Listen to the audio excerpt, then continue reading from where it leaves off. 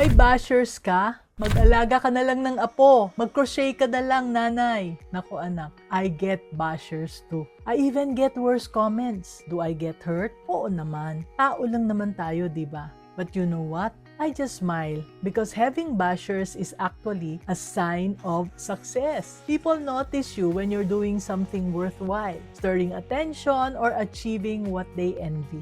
So if they're talking, it just means that you are making waves. You see, my grandchildren are all abroad. Kaya I spend my days leading my team, creating content, developing workshops and courses, and coaching couples and women in business. Kaya they also have no time to crochet. But why not, di ba? Maybe one of these days, try kong gawin yan. Now, why do I do what I do, anak? Kasi I've been where you are. And I've seen businesses struggle. Couples hustle 24/7, nag-aaway na, nagkakaproblema pa. And dreams stuck in chaos. Walang magic pill for that. Kailangan mo ng guidance, structure, and someone like me who has been through the fire. Kaya alam mo anak, sobrang dami ng idea ko. Pero walang direksyon dati. Working hard every day, pero wala pa ring improvement. Kaya that's where I come in. I help you see the bigger picture. I help you build systems so you can stop surviving and start thriving. Relaxing does not pay bills. It does not clear debts or grow a business. But helping Filipino business owners win, nako, that's worth every bashing comment.